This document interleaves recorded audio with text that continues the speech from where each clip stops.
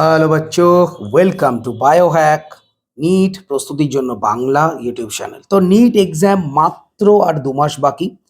প্রচুর স্টুডেন্ট রয়েছে যারা এখনো অবধি খুব টেনশনে রয়েছে, তাদের পড়াশোনা ঠিকমতো এখনো প্রিপারেশন হয়নি। জিরো লেভেল বলবো না, হয়তো সামান্য পড়াশোনা করেছে, মানে এখনো বুঝে উঠতে পারছে না। অনেকে হয়তো ভাবছে তাহলে এবছর গ্যাপ দিয়ে দিই, 2027 সালে দেব। এমন যে স্টুডেন্ট প্লাস কিছু কিছু ক্যাটাগরির যারা স্টুডেন্ট, তাদের আমি একটা কথাই বলতে চাই, তোমরা এখনই হাল ছেড়ে দিও না। এখনো 60 দিন সময় রয়েছে, 60 দিনের কিছু বেশি। একদম হাল ছেড়ে দিও না, এখনো কিন্তু সম্ভব তোমাদের একটা গভর্নমেন্ট এমবিবিএস সিট পাওয়ার। আমি তোমাদের বলছি, আমি বহু স্টুডেন্ট এরকম দেখেছি যারা লাস্ট 2 মাস পরে তারা কিন্তু র্যাঙ্ক করেছে, তারা মেডিকেল কলেজে কিন্তু অ্যাডমিশন নিতে পেরেছে। তোমরাও পারবে। তোমরা যদি এখন থেকে ভয় পাও, তোমরা যদি চুপ থেকে যাও, তোমরা যদি পড়াশোনা ছেড়ে দাও, টেনশন করো, তাহলে কিন্তু হবে না। এখনো সুযোগ আছে। যারা ভালো করে পড়াশোনা করছো তারা রিভাইজ করতে থাকো। হয়তো মনে হবে কিছু মনে নেই, সবকিছু ভুলে গেছি, সেটা নয়। পরীক্ষা দেওয়ার সময় সব মনে পড়ে যাবে। যারা এখনো সেই লেভেলে পৌঁছতে পারোনি, সিলেবাস শেষ হয়নি, তারা কি করবে? বা যারা একদম জিরোর কাছাকাছি রয়েছে তারা কি করবে? তাদের জন্য জাস্ট 2 থেকে 3টে টিপস দেবো। এইগুলো যদি ফলো করো, এখনো তোমাদের সুযোগ থাকবে। তোমরা কিন্তু নিট ক্র্যাক করে মেডিকেল কলেজে ঢুকতে পারবে। তো সেগুলো কি?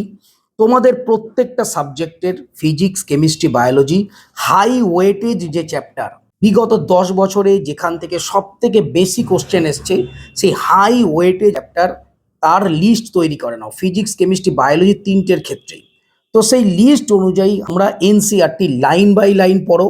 তার সাথে তোমরা যে কোনো একটা ভালো কোশ্চেন ব্যাংক থেকে কিছু কোশ্চেন প্র্যাকটিস করো, এবং তোমাদের যে প্রিভিয়াস ইয়ার্স যে কোশ্চেন বুক, সেটাকে একদম বারবার ধরে পড়ো।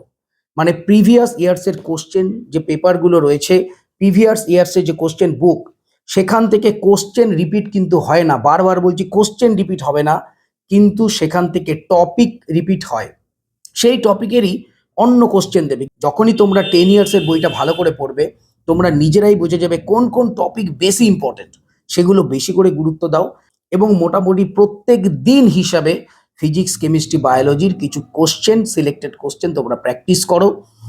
এছাড়াও তোমরা মক টেস্ট দেওয়া শুরু করো। যেটুকুনি পড়া হয়েছে তার উপরে মক টেস্ট দাও।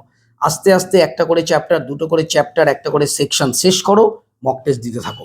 এইভাবে তোমরা কিন্তু প্রিপারেশনটাকে একটা নির্দিষ্ট লেভেলে একদম 100% নিয়ে যেতে পারবে।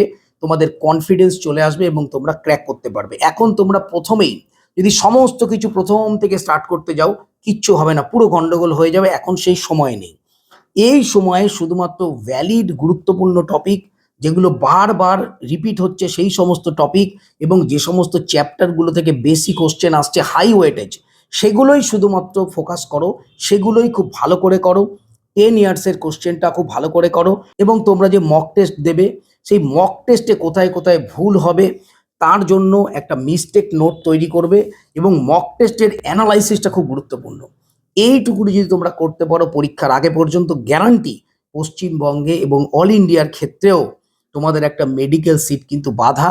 এবং এই যে আমি তোমাদের যে টিপসগুলো দিলাম, এগুলো বিশেষ করে যে ক্যাটাগরি স্টুডেন্ট রয়েছে, এসসি, এসটি, ওবিসি, ইডাব্লিউএস, তাদের ক্ষেত্রে তো খুবই প্রযোজ্য, কেননা তাদের কাট অফ অনেকটাই কম যায়।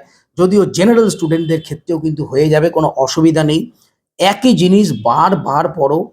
বিগত ইয়ার্সের যে কোশ্চেনগুলো বারবার পড়ো এবং মক টেস্ট দাও। এই 3টে জিনিস করলে গ্যারান্টি দিয়ে বলছি তোমাদের কিন্তু 2026-এই হয়ে যাবে।